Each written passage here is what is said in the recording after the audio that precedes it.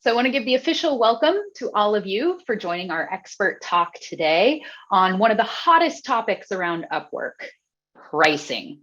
How to set your rates, how to price projects, and how to pick out the projects that get you the work that you want to do for your career. So we've got a couple of experts joining us today in addition to myself.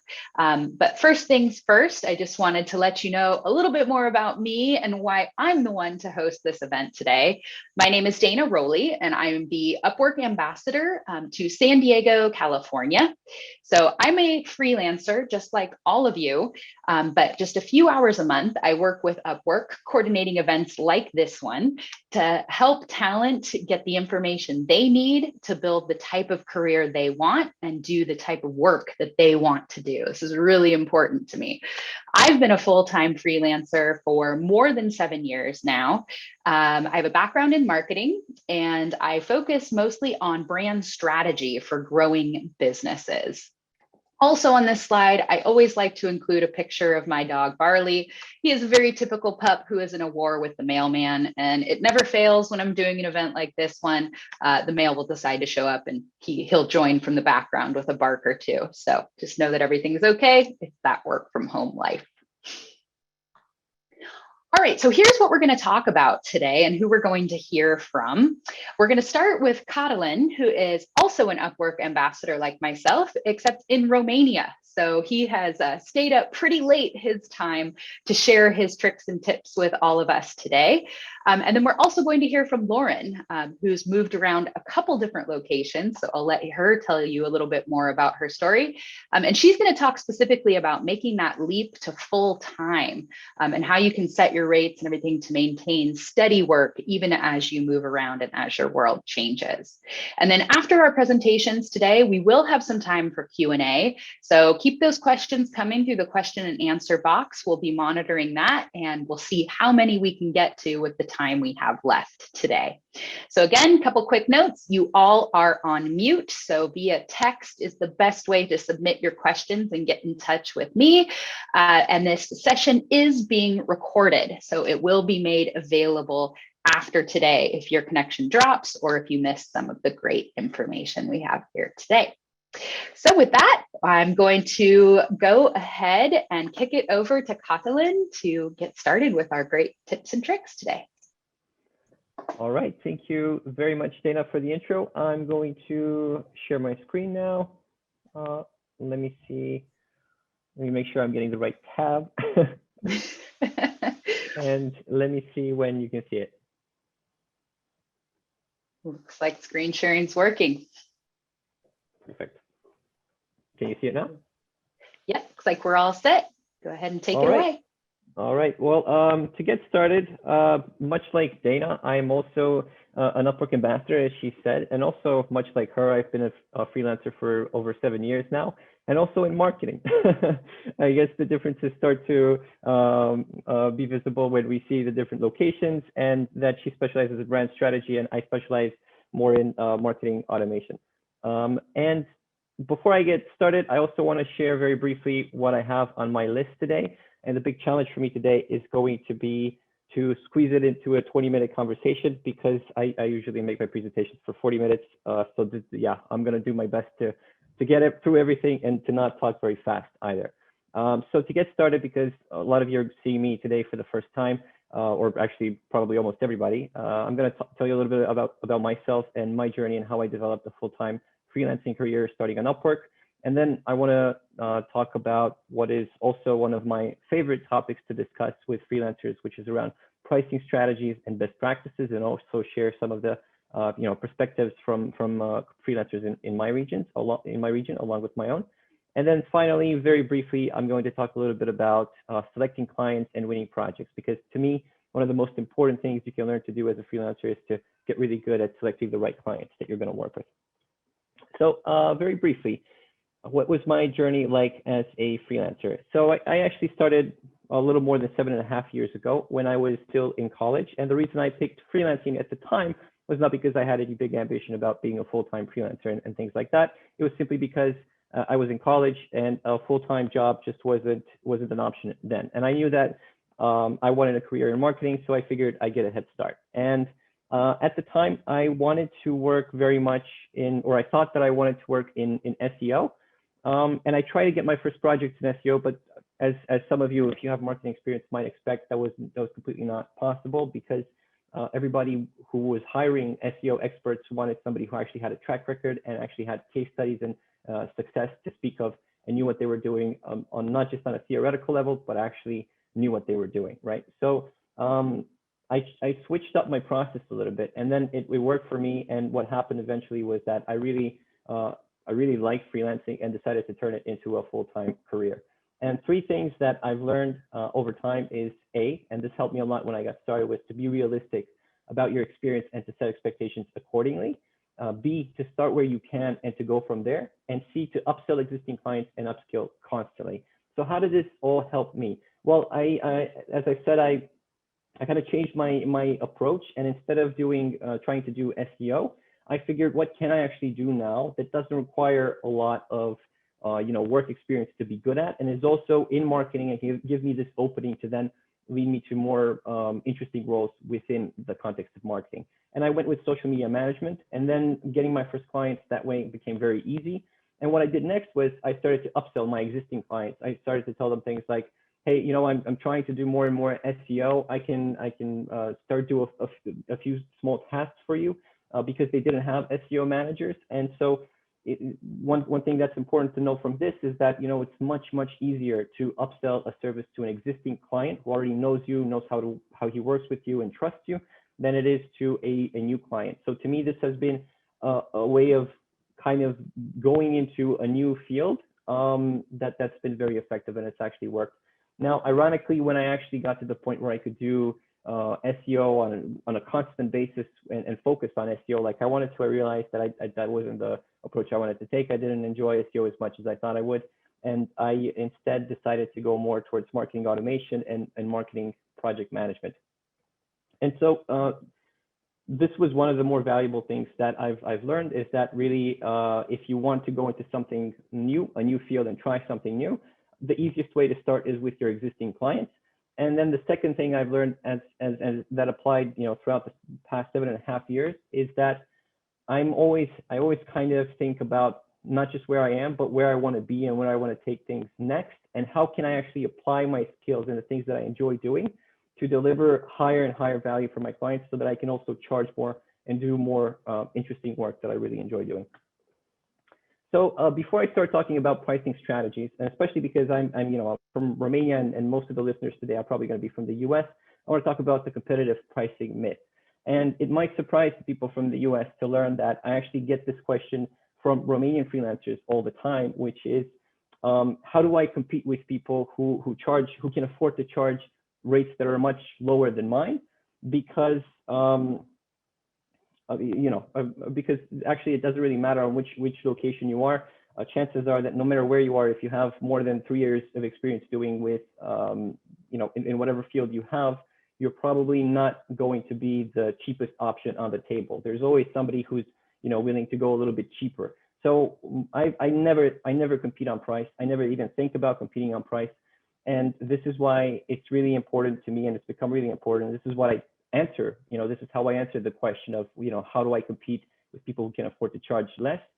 You don't. You compete on other things instead. You compete on, how right are you for your specific client, and you get better identifying who is your ideal client and how can you reach out to this client, and what are they interested in that you can actually convince them to hire you for, right? So ultimately, the value of your service needs to be higher to your client than the cost of working with you. And if it is, you don't have to compete on price. You can compete on skill and client freelancer fit instead. So to me, I always tell people you should never undersell yourself. You should never underbid what you think you're worth. Instead, you should try to figure out what's the right client for me, right? So let's talk about that a bit. Let's talk about pricing strategies and best practices, and how can you actually model the pricing in a way that is advantageous for both you and your client. And the first step to that is to know your pricing models. And the two obvious ones that people always ask about and people always compare is hourly versus fixed price. But the reality is that there are many more ways to think about how you structure your price. You have hourly, you have fixed price, you have retainer-based, value-based, and here, what does value-based pricing mean?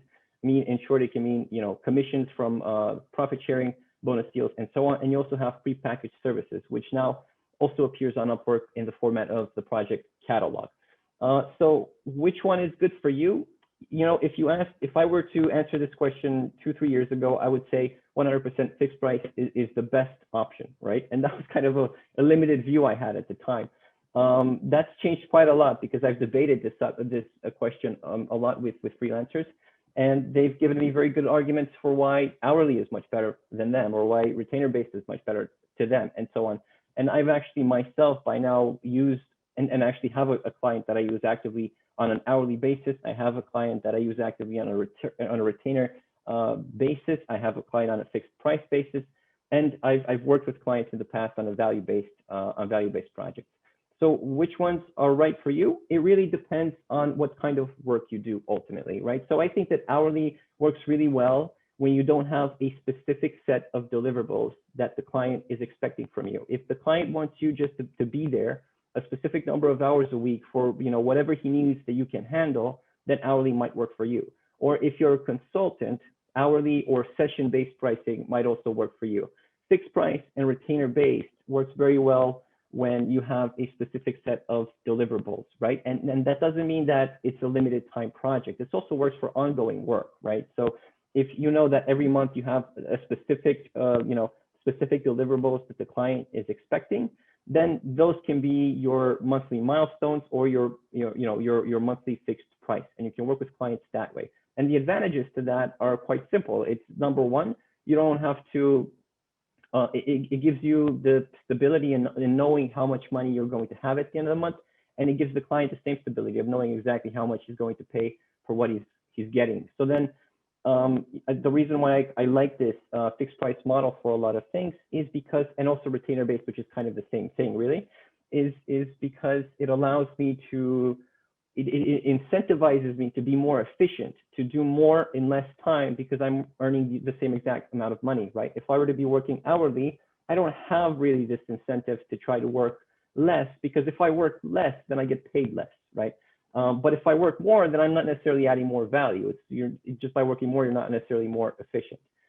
And then finally, value-based pricing. This works really well if you work in a field where you can demonstrate the ROI, the return on investment of what you do. So this can work in advertising very well, and that's where I've used it. But it can also work in other areas where, if you're, let's say, a software developer, and the solution that you're developing will, I don't know, maybe it will save, or if you're a project manager and the system that or the process that you're developing will help save your clients' employees time, then that can also be quantified.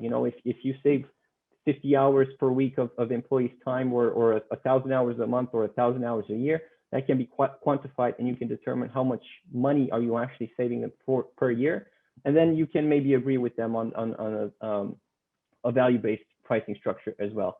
And prepackaged services can be really useful, I think, for people, especially in creative fields, where if you're selling logos and things like that, and you don't want to spend a lot of time talking with each client because you're probably working with a higher number of clients and shorter term, you don't want to spend a lot of time with each client going over the details. So this is where a project catalog, I think, can really make sense, where you can put in your process, the steps the client has to follow, a specific price, and you can also play around with the price, right? Because you can have multiple tiers. So if, let's say, you have a project for a logo design, that can be your first tier, just a logo with X number of revisions. Then maybe you want to give people a second option that's more expensive, that says, I can create this logo and give you 10 revisions or unlimited revisions and do it in half the time. And then a third tier with something like also upselling them like a branding kit or something like that. That's also very useful for the company. So those are the pricing models. And like I said, I think that choosing the best one really depends on your field of work. But it's good also to kind of keep them all in mind, and to think, as you find clients that you want to work with, just also figure out what's the best approach for each specific client. Don't try to think that there's one right answer for you and that's it. Because like I said, for me, it's really come to show that there is no one right answer. I think all of those models can work depending on how you are collaborating with your client. So the second important thing is to do your research to look at what other freelancers in your category are charging. And you can do that very easy on Upwork, using the search. You can search for people who based on keywords, who do the same kind of thing that you do, and really focus on the top freelancers you can find. Look at the very best, look at the ones that have a lot of earnings, that have a really good record, and ideally that work with the kind of clients that you also want to work with. So how do you figure that out? You look at their portfolio, you look at their case studies, who they've worked with in the past, what their results were like, and how much they charged, right? And this can really help you set realistic expectations about what you can charge the same kinds of clients. But also we can help you, if you're maybe at an earlier stage in your freelancing career where you don't have that, that really high level experience, it can also help you figure out what you need to do to actually get there, right? What should your approach look like and things like that. So really important and valuable to do your research. And then another thing, and this is something that I have to keep reminding freelancers that I talk to in my region all the time, is don't be afraid to raise your rates. A lot of freelancers find this plateau where they get used to working with clients at a specific rate, and then they're afraid to increase that because they think, well, what if the client no longer wants to work with me, or what if other clients won't accept working with me at those rates? So when you're actually reaching out to potential clients, if you're at a point where you have existing clients and you're charging rates that you're comfortable with, great. Try higher rates with new clients and see if they're actually open to them or not, because you might be surprised, they might be fully open to them. And so it's really important in order to be able to do that, to keep your profile up to date and gradually start to increase what you're earning. And you can also do that with your existing clients. It's just a matter of getting good at communication so that you remove this fear barrier from that. But that is a topic for its own webinar. So I won't go into detail there. And finally, know your way forward. And this is a common theme that you can probably already see in my discussion so far. And that is to think about how you can best apply your skills to earn long-term clients and high value in-demand roles on an ongoing basis. So no matter what you're doing now, always spend some of your time, 10% of your time, make a little bit of time to think about what's next, how can you do even better, and how can you have even better clients and earn more. All right, so let's talk very briefly. Let me see how I'm doing with time. I'm actually doing quite well with time. Great. Let's talk very briefly about, maybe I should slow down, selecting clients and winning projects. So here, I just wanted to kind of also give you something a little bit practical after this call that you can use to define your ideal client, right? Because I talked very much about how it's really important to know who your ideal client is. So what kind of questions can you ask yourself in order to help you define the ideal client? One of the first obvious questions and good questions to ask is, what size company are they? Do you prefer to work with startups, small to medium businesses, or do you prefer enterprise clients? And here, one small note from personal experience that I would make is that I wouldn't, if you've not worked with with all three, I wouldn't disqualify one or the other. I hear a lot of freelancers, and I, for a very long time, thought that I want to work with startups or small to medium businesses because this way I can talk directly to the CEO or directly to the decision maker, and it's just a better work relationship that way because I can actually influence change within the company. And that's a nice thought, but it's not necessarily with enterprise clients that you can't have, an actual impact within the organization. I've actually been very lucky to have great experiences working with enterprise clients, and I was very surprised maybe at times by how open-minded they are and how much liberty I had to actually make decisions and choose the right way to move forward. So I wouldn't disqualify clients if you haven't tried working with them yet, because you might actually be surprised and enjoy working with the type of client that you thought is not the right kind for you.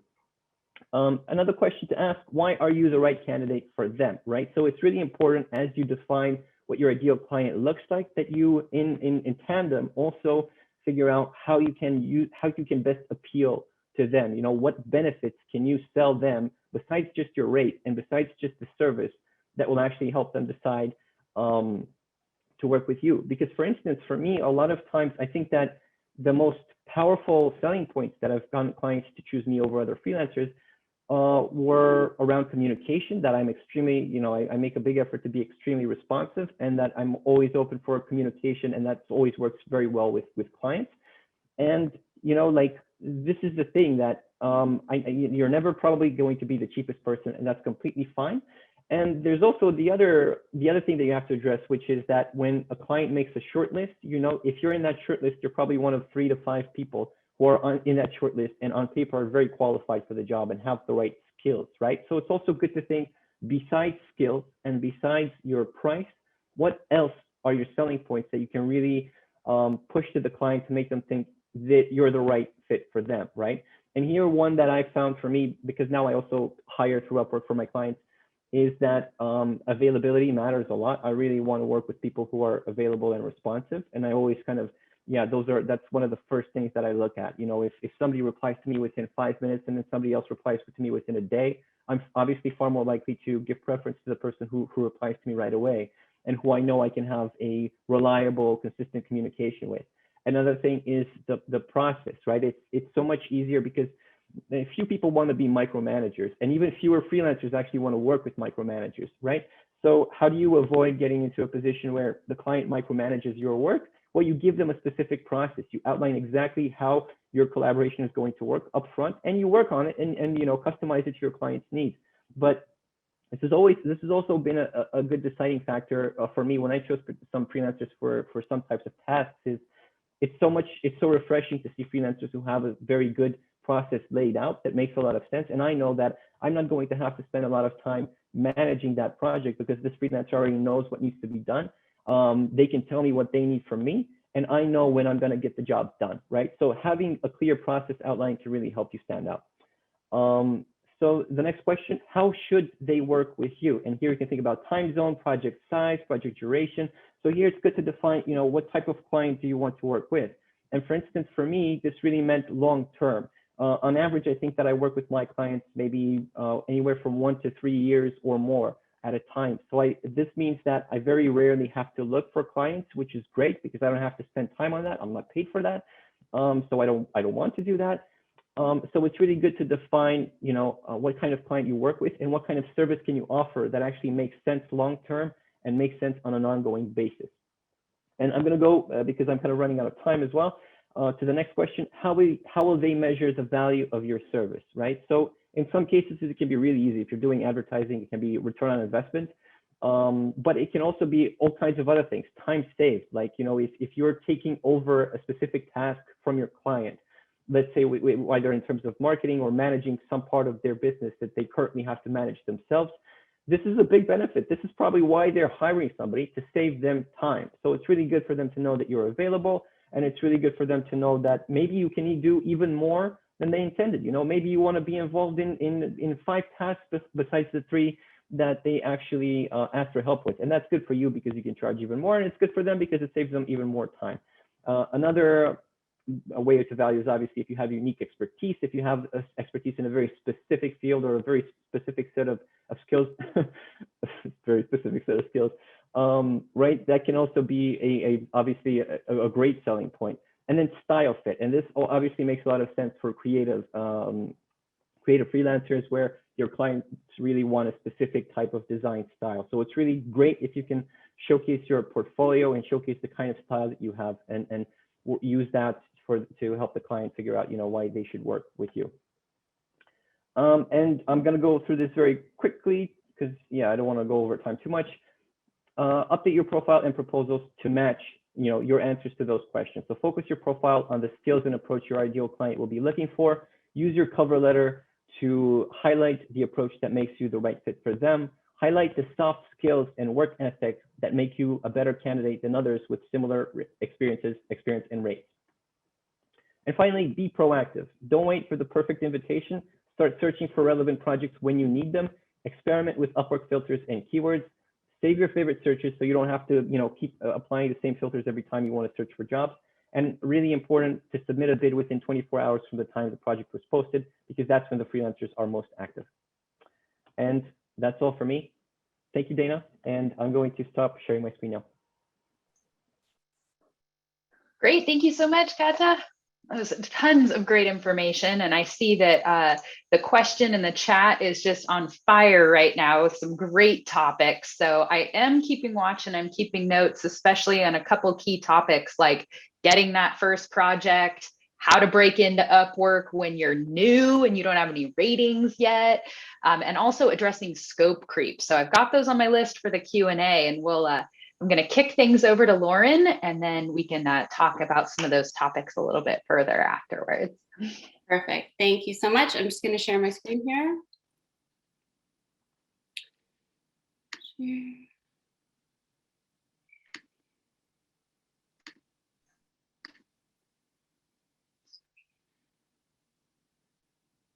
Okay. Hopefully you see my presentation now. We sure do. Go ahead and take it away. Perfect. Sounds good. So yeah, just really kind of a brief overview of me. I've been on Upwork since 2013. I believe it was actually called Odesk when I joined. So I was there for the rebrand, which was kind of interesting. I really had kind of limited expectations, if I can be honest, of the platform when I joined, because it was, quite a while ago. There was several other freelancer platforms out there. And for my own personal sake, I wasn't really sure how long this would last. I know that they say, if you're lucky, you make it past 2 years. I'm now at my, I think, eighth year. So obviously things are going well and it's good, but I really had, pretty realistic expectations up front. I can now say, obviously, that it's been a life-changing platform for me, life-changing opportunity, and I'll get into that a little bit. Specifically, when it comes to my work and what I focus on, I am mostly within the brand strategy and consultation for startups. I do a lot of web design, graphic design, and most of my work is within startups and consumer-facing brands. So, there's been work that's been outside of that scope, obviously, but for the most part, that's where I really like to spend my time. Those are the projects that I enjoy the most, and I get the most value out of. So we'll go through my career at a glance, just really quickly. I graduated in around 2005. Ugh, a long time ago now. And my major was in communications and fine arts. It was from a university, so that really meant it was very not hands-on training or learning at all, but more so theory. And I think we, had a whole class on the history of the telephone. So that wasn't exactly skills or tools that I could take to my first job. But my vision with my career path all along was to eventually be in either the agency world or freelancing, but mostly within design, marketing consulting, and working with brands. So started as a marketing specialist for a tech company. I worked with them for 7 years and kind of went through the ranks there as their senior marketing manager. Throughout my years there, obviously, is it being quite a bit of time, I was really involved in many different aspects of the marketing sphere, communications. I did events, partner marketing, and then I also was in charge of managing all the content for the website. And at that point, taught myself how to use graphic design programs and also web design programs to a certain extent. Even though I wasn't specifically managing the website itself, I wanted an understanding of how these things work. All self-taught in that regard. Probably didn't teach myself the right way, but I have my approaches now, and I think somehow they work. And then after I left that company after 7 years, I did join a digital agency in Toronto. The reason for that move from the tech company to the agency side was because, again, my goal was always to be a freelancer, and I needed that agency and industry side experience where I was learning about other industries other than just tech ed. I worked with all kinds of different clients there on all different types of projects. And I was primarily their content director for the agency. And then I also did a lot of creative direction as well for clients, as well as the agency itself. And after 2 years there, our company actually got bought out, and the company that bought out the agency was a tech company. They wanted somewhat of an agency in a box model to then bring into their tech company. And as much as I thought it would be a cool opportunity, I'd just come from that world. So I took that as a message, I guess, or a sign that this was the time to branch out and try my own thing. So that was 7 or 8 years ago now, I guess, 8 years ago. And it's been quite a journey since then. So I'll go to the next slide here. So that was, a big step, obviously, deciding to not take a full-time salary and a full-time job at a fairly secure company, and instead really kind of having to rely on myself and this new platform that I had discovered. Again, it was Odesk at the time, but it's Upwork now, and just kind of giving it my all. I really, I wanted to give it a fair chance, and I wanted to give myself a fair chance to see what I could do with this platform, with this opportunity. So landing my first gig, obviously, as you guys know, it is not an easy task, especially when you're coming in from maybe you're a bit more junior in your career and you don't have as much experience or portfolio work that you can share. I think for me, it took about 2 days of applying to different jobs. And I also wanted to understand how the platform works, see what types of different jobs are out there, what kind of clients we're hiring. After I think about 20 applications or so, I did end up getting an interview, and I was really excited about that. It was for a very, very small client, startup, and she wanted a Shopify store built for her. She was really friendly, so I got very good vibes from her in that case, and it just seemed like, this could work really well. So I won that project. I bid that project based off of what I estimated my hours to be, but it was a fixed rate overall. And even though I kind of had limited exposure to the Shopify platform at that time, I did feel confident I could execute on the project. I wouldn't have ever taken it if I didn't think that I could figure that part out. But yeah, that took a couple months, and the client was super happy. I really focused mostly on communication, making sure that her needs were her needs were met, and it ended up getting me my first 5-star review. So that felt great. That gave me the confidence to keep going with Upwork and with freelancing.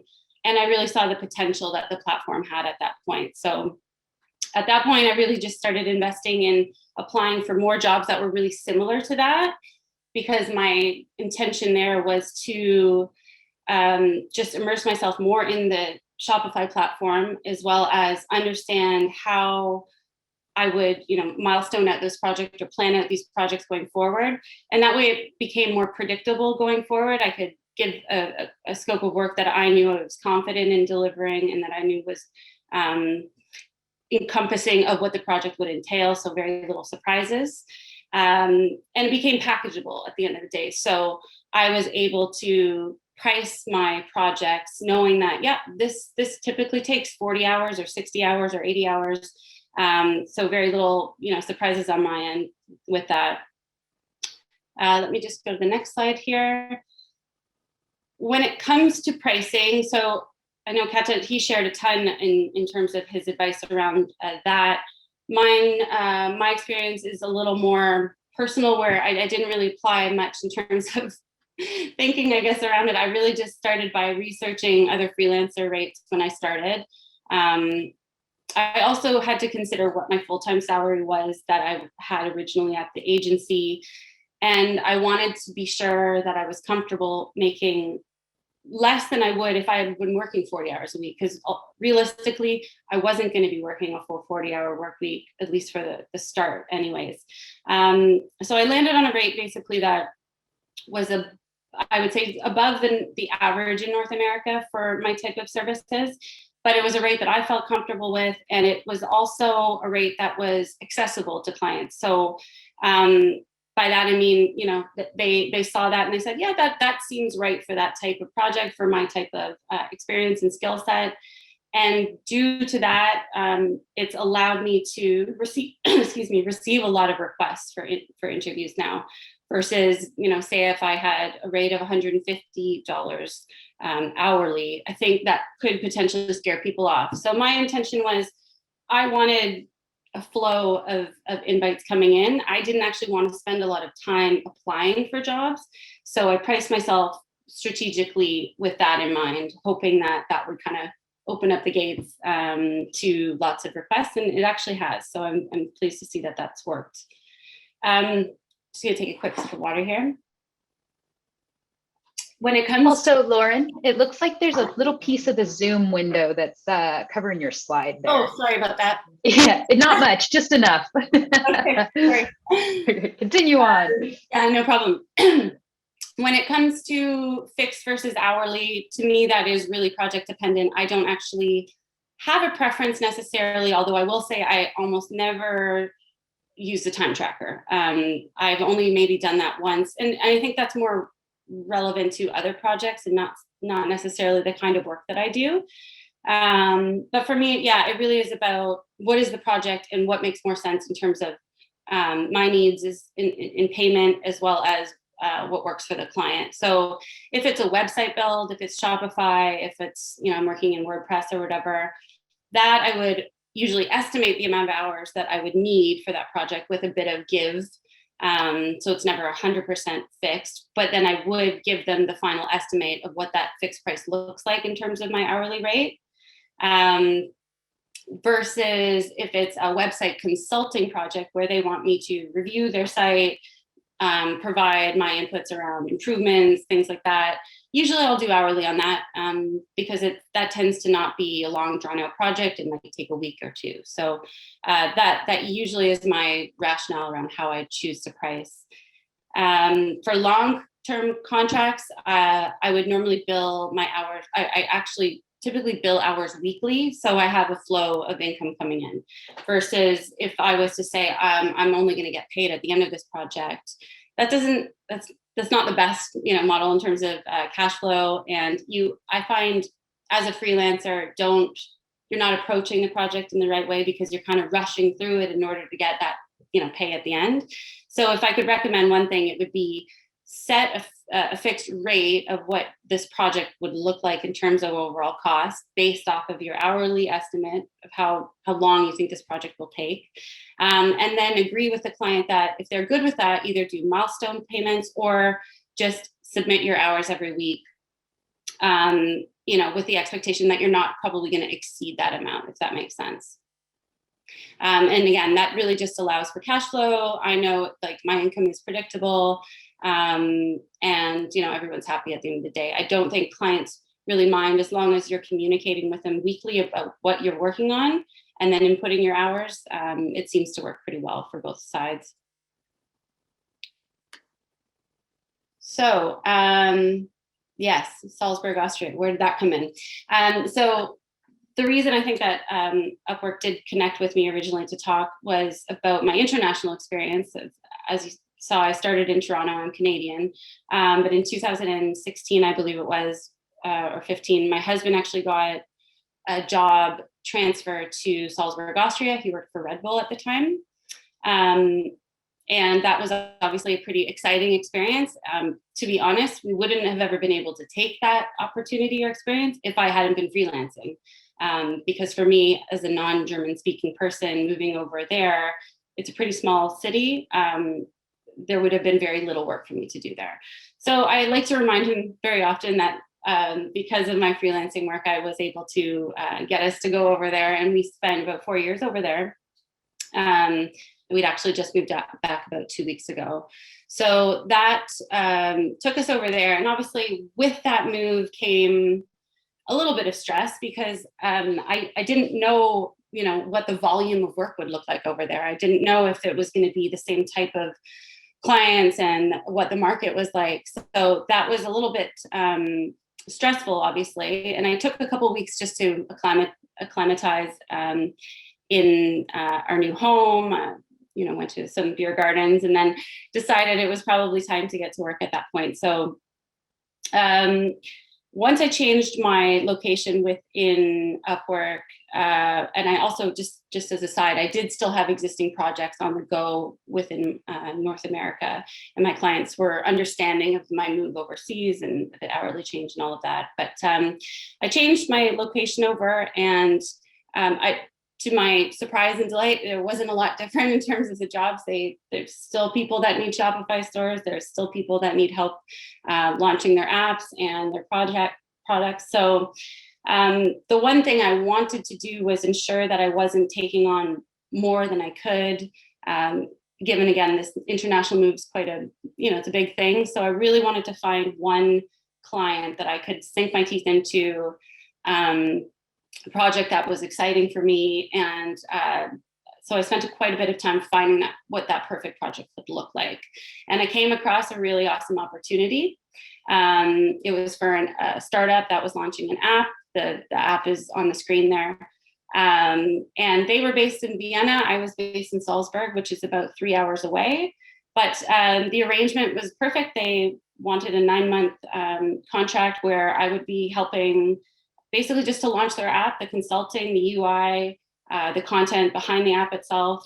And they also wanted me to come to Vienna every other week for a couple of days, which they paid for my travel and everything. So that was really cool because it kind of made me feel like I had a bit of independence there, and I wasn't just going over because of my husband's work, but now I had this cool gig and I was able to go to Vienna, which is an amazing city.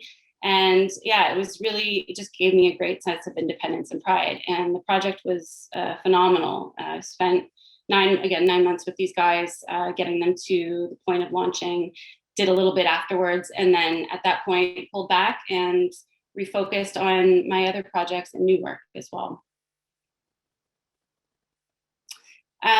So yeah, some tips, I guess, for winning projects. And I do feel fortunate to say that over the 8 years, I've probably only had 2 or 3 clients or projects that were just bad apples, I would say. And again, it's usually not the project itself, it's more the client as well. So it is important really to vet and to be picky on your end as a freelancer. You don't have to take every project that comes your way.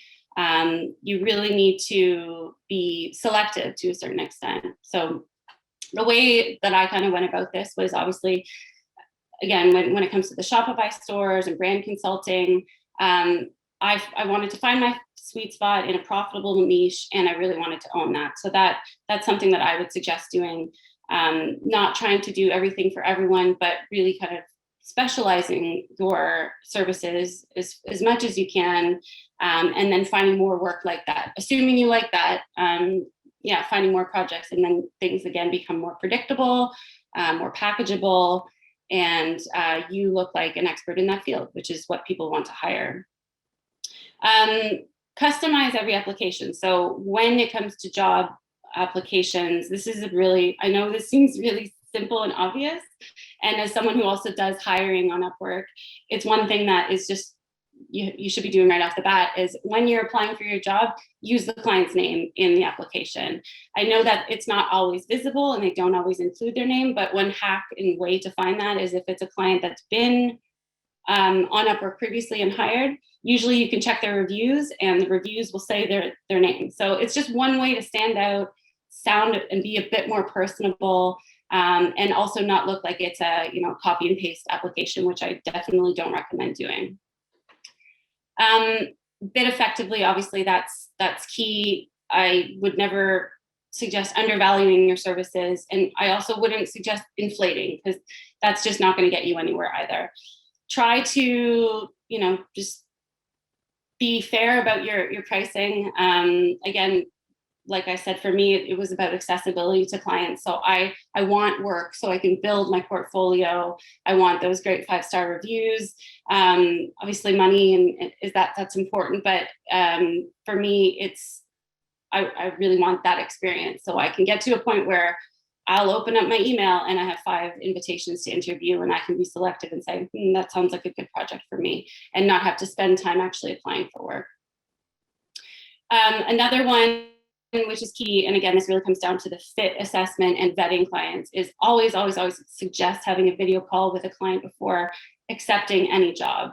That is crucial, I think, for a couple different reasons. One, again, you get that face-to-face connection and can quickly assess if this is going to be a person that you're going to enjoy working with, or maybe they are not the right fit for you.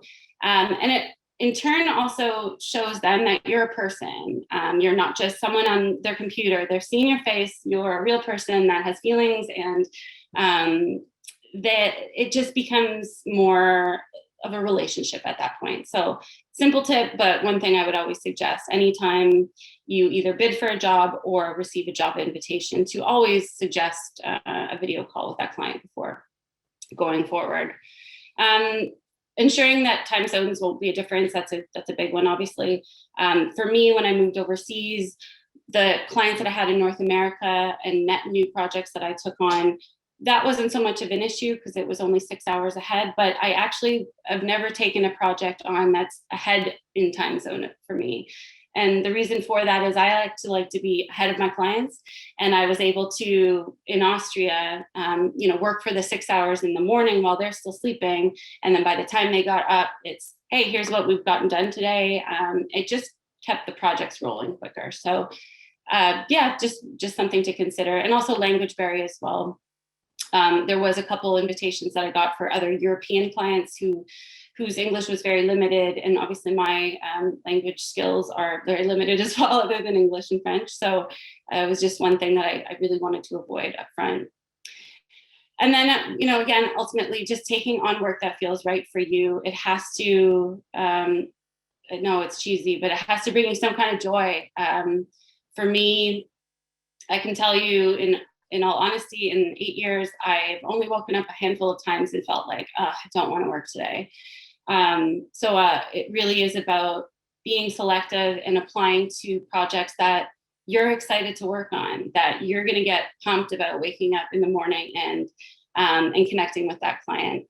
And that really is where I'm leaving off here in my last slide. So it is about, the pleasure that you get out of this work that actually impacts the end result. So finding something that you love to do, that you're excited about, that really is going to show in your work, that really is going to show itself in your 5-star reviews and get you from the stage of having to apply for work to not having to apply and getting loads of invitations to apply for new projects. So that's pretty much all I had to cover off. I hope it was helpful, and I really appreciate the time today.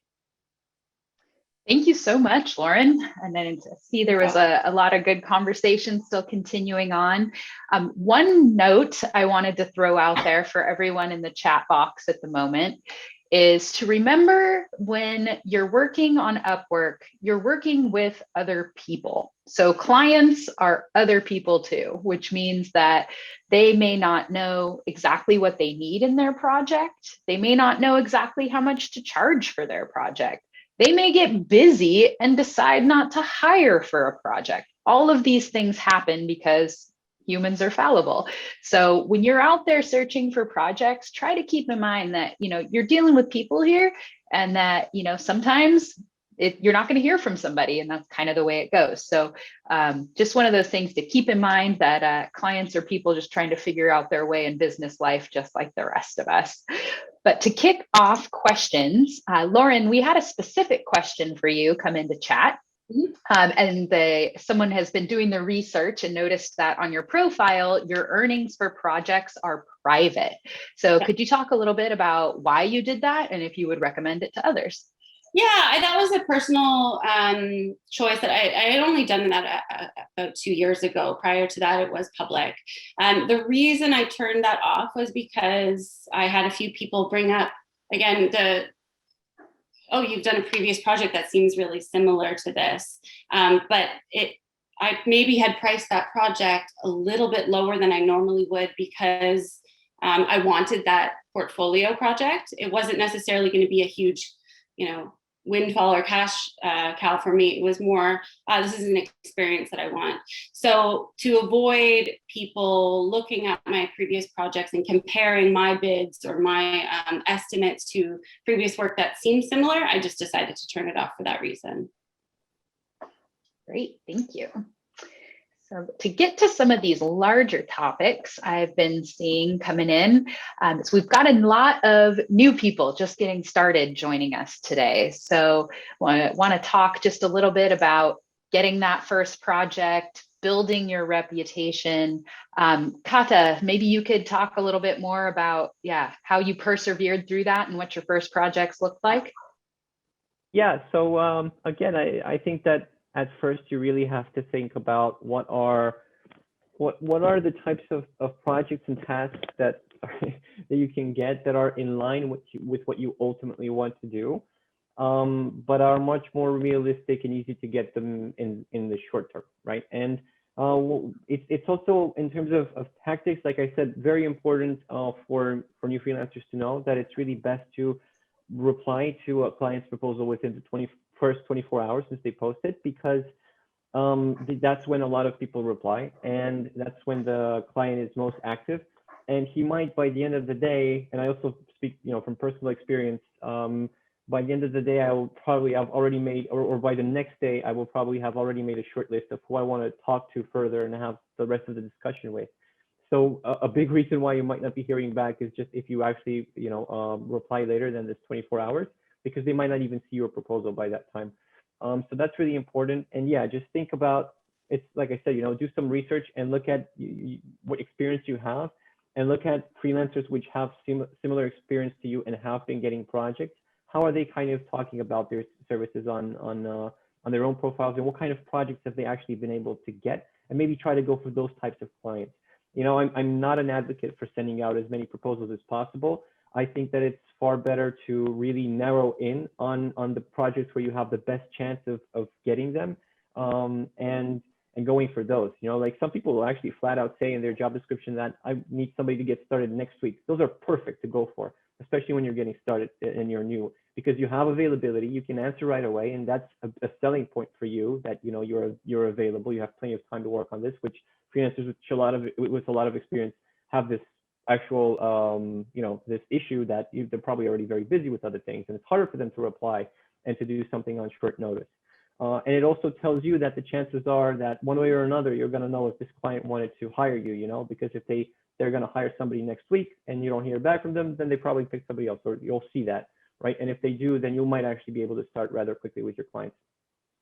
So those are a few tips. Of course, there's more that you can do, but yeah, those are some that came to mind right now. Do you have anything to add to that, Lauren? I would just say, in terms of your profile itself, what I found effective too was actually stating in my profile what my expectations were for a good client, or what I look for in a good client. And Catalin already touched on this in his presentation, but one thing that is really crucial to me is I want to work with clients that are responsive, that can provide a bit of direction, but they don't necessarily have to be available all the time to guide me through the project. But I want someone who is dedicated to their project as much as I will be dedicated to their project. The few times that I've had some bad experiences are usually those that the client's just kind of doing this because it's a side thing, and they're not really putting much effort into it, which Dana, you mentioned clients are people, and I fully understand and get that. But it is tricky sometimes where you're kind of hoping or wanting some feedback from them, and you just don't hear anything at all. So I would say just kind of refining, stating in your profile the types of clients that you like to work with. So it's not just about yourself, but also the type, the people that are good to work with. Yeah, and I would even add on to all of those great tips too. I had good success getting some of my first projects when I did decide to respond to some of the project postings that were maybe a little bit less specific or vague. And because of that, I would see that less people had applied to that project. So there was a little less competition there. So I would submit something and ask a lot of questions to try and help this client kind of clarify what they needed. And I had good success with that, because it was that little extra step of work that busier people weren't able to take on, but I could, because I was new. So that was one thing. Another thing is, don't shy away from small projects. Some of my very first projects were really, really small, but they ended up being long-term relationships, which really helped my rankings within Upwork. And if you piece together enough small projects, you end up getting a nice chunk of work. So just don't shy away from some of those smaller or maybe a little bit more vague projects, because they can be good opportunities for you to really break in and start building up those ratings. So lots of tactics you can try to get in there. And there's no doubt that getting those first projects is difficult. If you are struggling, you're not doing something wrong. It's just, it's tough. You have to build up a reputation. So one of the other topics that's around this that I've seen in the box is talking about how do you get going on Upwork if you have a lot of experience in your field and your profession outside of Upwork, but those rankings just aren't there yet on Upwork? What are some things that you can do to justify your higher rate and prove your experience when you don't actually have the feedback on Upwork? So Lauren, Kata, do you have any tips there? Yeah. Again, I think for my own experience, because I had about 7 or 8 years of professional working experience prior to coming onto Upwork, I was able to put together a pretty comprehensive portfolio of projects that would be similar in terms of the type of work that I was trying to get on Upwork as well. So I really was just sharing, everything that I had to work with at that point. Clearly, I didn't have any reviews or anything like that, but it really just takes that first 5-star review to get the ball rolling, I think, and really whatever you can do to execute well on that first project and build a great reputation with that client and make sure that they're happy, that will move things along for you. Yeah, and I get this question a lot too. And one thing, and I actually get this question in the context of people saying, should I charge less because I'm new to the platform, even though I have a lot of experience? And my answer always when it comes to charging less, I don't encourage it. I think that you should charge what you're worth and find the right client. It's a little bit more complicated when you're new to the platform to highlight, all your experience and everything. But you can do that, and you can do that through your cover letter and by just making sure that you fill in all of your work history and everything you've done in your Upwork profile. And especially if you can make them more visual and put them, in your portfolio and write about case studies and really give people an insight into the types of, let's say, projects that you worked on as your full-time job or before coming to Upwork. That helps a lot. And I don't think that clients really care about how long you were on Upwork. They care more about your experience and what a good fit you are. And again, speaking from personal experience, I've had I've been in a position where I was looking at freelancers and some of the best ones actually only had like $400 or $500 earned on the platform, or only one project, but they had a great cover letter and they had great experience, and so I shortlisted them for that reason, and I continued the conversation with them, and it was true what they were saying, and that was enough. That's all that really matters. So whether your experience comes from Upwork or not, just reference it, make sure that people understand it, and it's completely relevant. Just because it's on Upwork doesn't mean that it's not relevant. It's completely relevant.